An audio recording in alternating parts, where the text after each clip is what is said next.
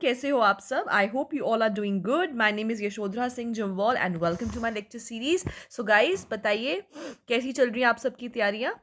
तो आपके साथ हम पूरे लगे हुए हैं और हर दिन हम लोग जो है 10 क्वेश्चंस डिस्कस करते हैं इन्वायरमेंट के रिलेटेड. ठीक है, तो चलो शुरू कर देते हैं. आज का पहला question, the first question is white revolution is related to what? Is it milk production, flood control, wheat production और इज इट फिश प्रोडक्शन? तो देखो, व्हाइट है ना, व्हाइट व्हाइट क्या होता है? Milk. So it is milk production. ठीक है, अगर मैं यहां पर ही बात करूं, who is known as the milk man of India, तो वो कौन है? तो वो है वर्गीस क्यूरीन.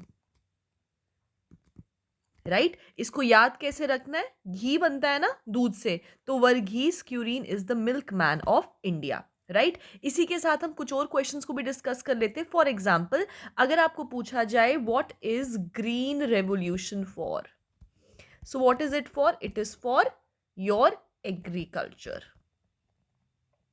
ठीक है, who is the father of green revolution? So it is Norman Borlaug. Right, अगर पूछा जाए who is the father of green revolution in India, so it is MS Swaminathan. Right, इसी के साथ अगर आपको पूछा जाए what is yellow revolution for, इसको याद रखिएगा, yellow revolution. So what is yellow revolution for? Yellow revolution is for oil seed production. ठीक है, इसको याद रखिएगा. फाइन, अगर मैं आपसे पूछूं what is brown revolution for, so it is related to leather, it is related to cocoa, it is related to non traditional products.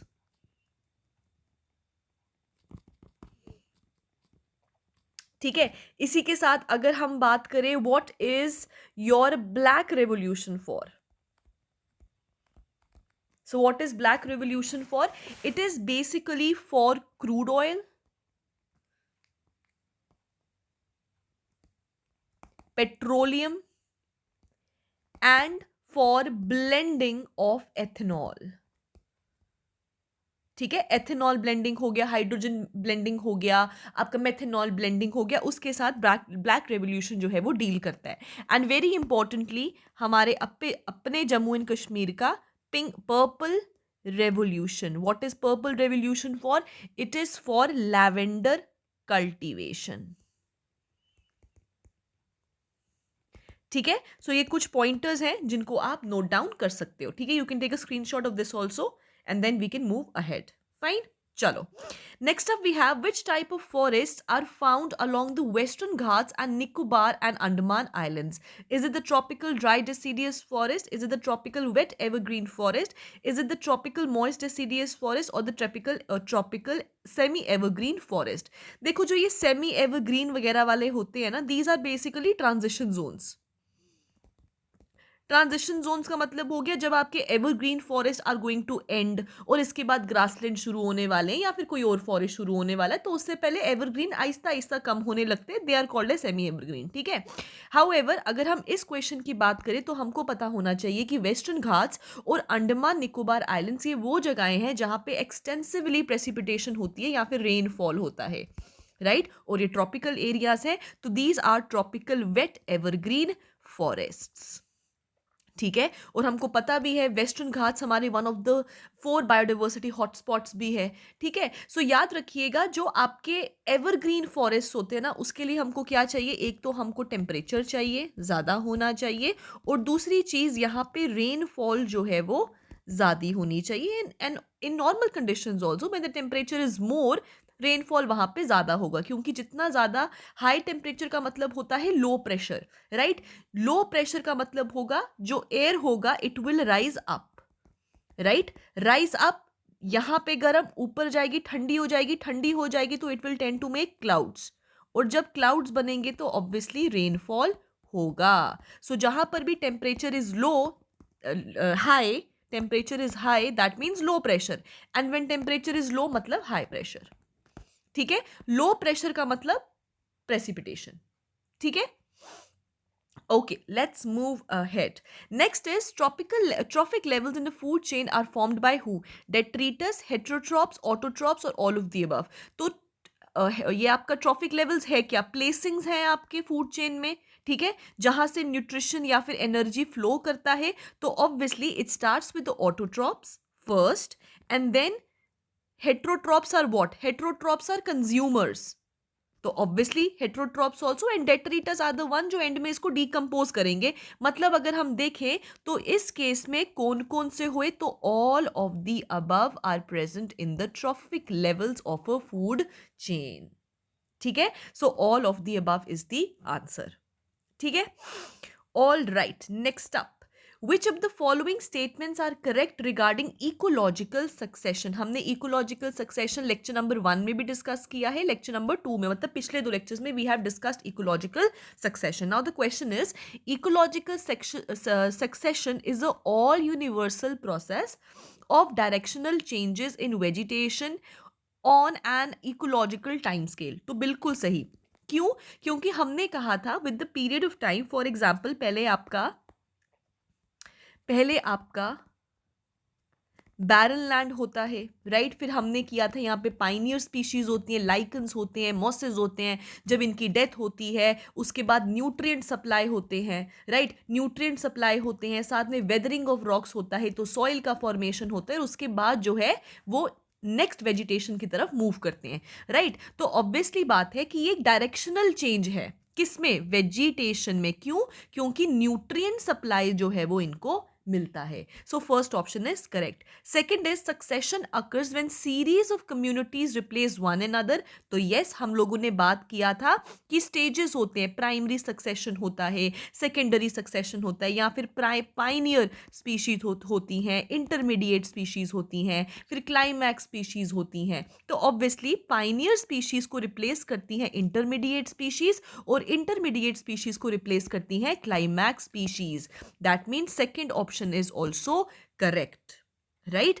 और थर्ड ऑप्शन कहता है ecological succession leads to establishment of relatively stable climax community. तो yes, हमने यही discuss किया था कि जो क्लाइमैक्स कम्युनिटी होती है वो एक स्टेबल कम्युनिटी होती है. क्यों स्टेबल कम्युनिटी होती है? क्योंकि वो इन सारी स्टेजेस पर से गुजर कर पहुंच चुकी है. तो अगर कोई भी चेंज आएगा तो क्लाइमैक्स स्पीशीज अपने आप को या तो उसमें अडेप्ट कर लेंगी, या फिर एट द फर्स्ट प्लेस इनके ऊपर इनका इकोलॉजिकल एम्पलीट्यूड जो है वो ज्यादा होता है in comparison to the previous once.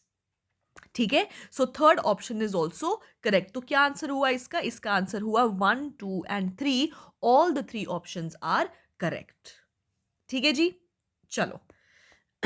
Okay, before we move forward guys, हम लोगों का JKSSB foundation batch is going on for 2024, right. So we all are there to guide you. और आप हमारा जो JKSSB का फाउंडेशन कोर्स चल रहा है, it is available online as well as offline. और ये science college, near science college, जिस केनाल रोड, वहाँ पे जो है हमारा फाउंडेशन कोर्स चल रहा है. तो अगर आप चाहें you can call on the given numbers and ask for the details. ठीक है, all right. What is the fifth question is, what is the estimated percentage of forest land that India should ideally have? ठीक है, अब देखो question को ध्यान से पढ़ना है. वो पूछ रहे कि इंडिया के पास होना चाहिए, राइट. तो हम लोगों को पता है कि हमारा नेशनल, अगर हम फॉरेस्ट पॉलिसी की बात करें, नेशनल फॉरेस्ट पॉलिसी की अगर मैं बात करूं, सो दैट इज कि India should have a forest that is 33%. मतलब forest cover and tree cover कितना होना चाहिए? 33% जो है वो होना चाहिए, right. This is the national forest policy. So 33% is right. अगर मैं बात करूं, आपने सुना होगा कि हाल ही में India state of forest report आई थी.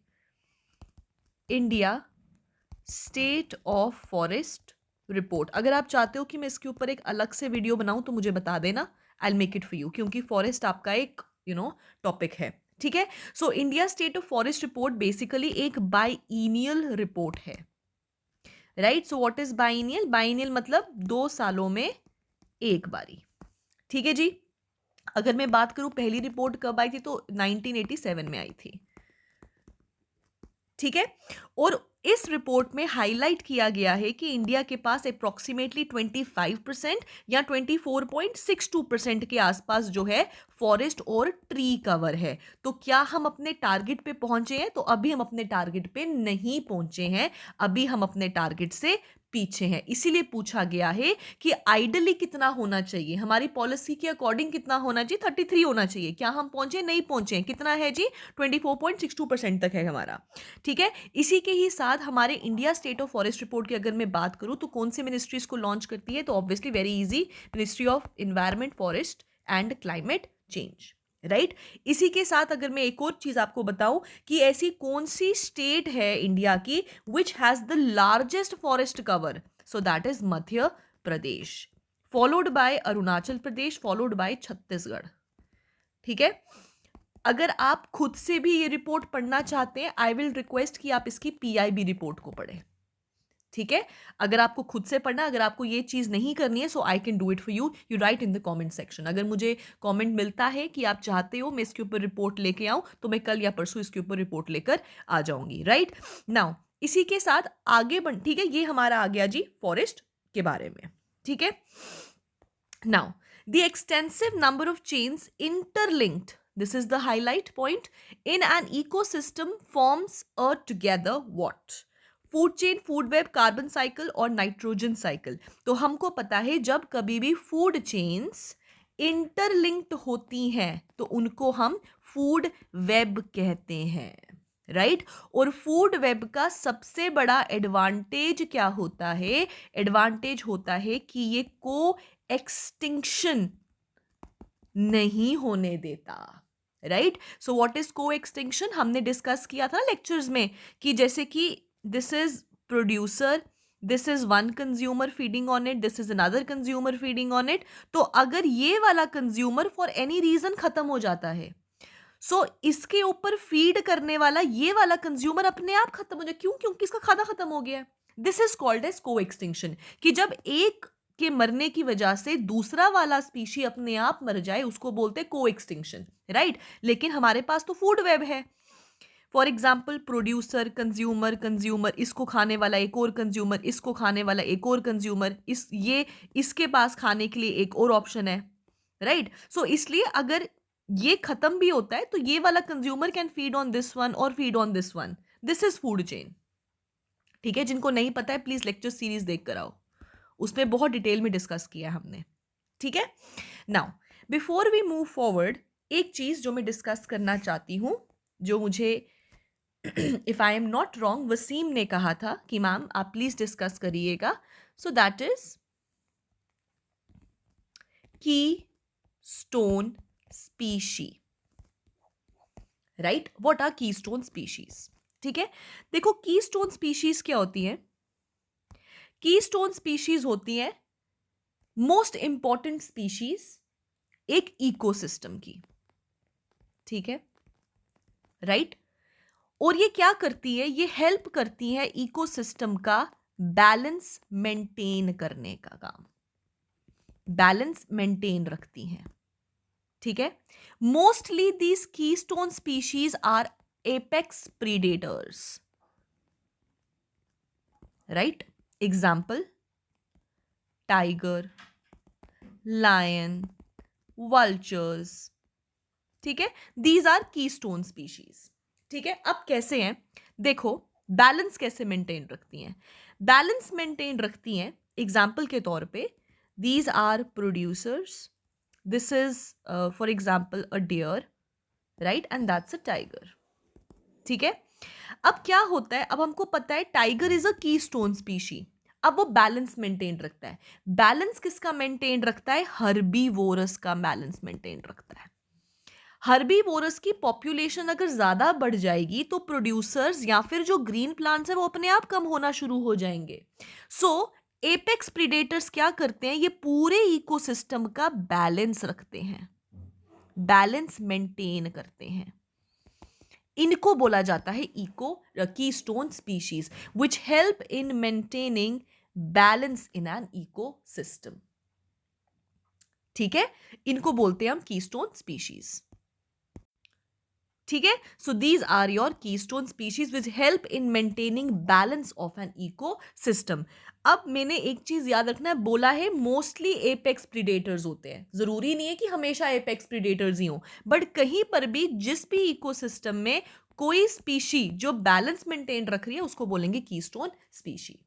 ठीक है, चलो next up, in which of the following years was the forest conservation act amended, right?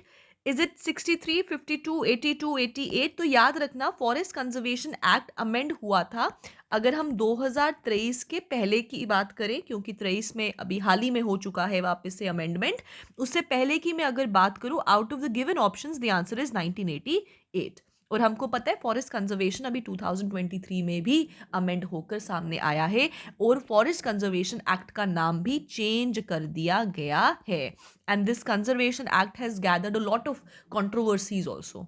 ठीक है, सो इसको याद रखिएगा। चलो let's move ahead. Lichens are best indicators of what? Noise pollution, soil pollution, water pollution या फिर air pollution? तो हमने बात किया था कि जो lichens होते हैं सबसे पहले these are pioneer species, right? अगर मैं बात करूं इंडिया का पहला लाइकन पार्क तो कहाँ पे है? उत्तराखंड में है, राइट? इसके अलावा लाइकन्स जो होते हैं ये आपके सिम्बायोटिक रिलेशनशिप में होते हैं, किसके साथ? Fungi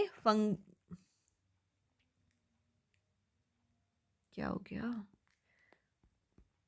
fungi and your algae, right? इसी के साथ हमने एक और चीज की थी कि these are also indicator species, these are indicator species, और इंडिकेटर स्पीशीज को हम प्यार से सेंटिनल स्पीशीज भी कहते हैं, राइट? और ये क्या इंडिकेट करती हैं? ये हमको एसिड रेन के बारे में भी बताती हैं, और ये बेस्ट इंडिकेटर्स होती हैं एयर पॉल्यूशन का। So lichens are best indicators of air pollution. Important है ये क्वेश्चन, ठीक है जी?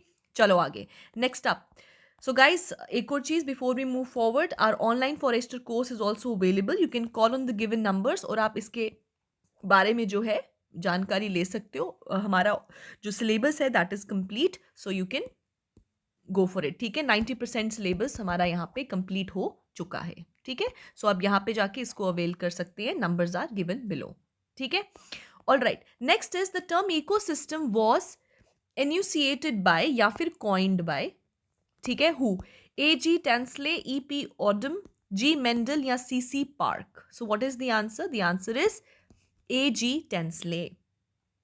ठीक है, इधर ही अगर मैं आपको पूछूं कि बताइए इकोलॉजी का टर्म किसने कॉइन किया? So it was coined by Ernst Haeckel. ठीक है, इधर मैं पूछूं कि बायोडाइवर्सिटी किसने किया कॉइन? तो it is Walter Rojan, Walter रोजन। ठीक है, ये कुछ और पॉइंटर्स बता रही हूं मैं आपको। चलो जी, which of the following these days is celebrated in the form of the world environment day? 5 जुलाई, 10 जून, अक्टूबर 20 या जून 5? बताइए क्या आंसर है? क्या है? द आंसर इज जून 5। ठीक है, सो अगर मैं बात करूं वर्ल्ड इन्वायरमेंट डे का, तो वर्ल्ड इन्वायरमेंट डे बेसिकली जो आपका 1972 में हमने बात किया था स्टॉकहोम कन्वेंशन का, राइट? स्टॉकहोम कन्वेंशन का रिजल्ट था 1972 का रिजल्ट था आपका यूएनईपी, राइट? और यूएनईपी के द्वारा ही 1973 से हम लोग वर्ल्ड इन्वायरमेंट डे सेलिब्रेट करना शुरू किया था, और 2023 में 50 इयर्स हुए थे आपके वर्ल्ड इन्वायरमेंट डे को। ठीक है, याद रखिएगा। और 1973 में फर्स्ट टाइम जो है हमने WEP that is WED world environment day हमने सेलिब्रेट किया था। ठीक है, इसी के साथ कुछ और पॉइंटर्स डिस्कस कर लेते हैं, क्योंकि last world environment day happened on 5 June 2023, right? So what is the theme for World Environment Day? That is solution to plastic pollution under the campaign. What is the campaign? कैसे लिखते हैं hashtag? एक second. अरे hashtag beat plastic pollution. ठीक है. So solution to plastic pollution was the theme और campaign start किया था हैशटैग बीट प्लास्टिक पोल्यूशन.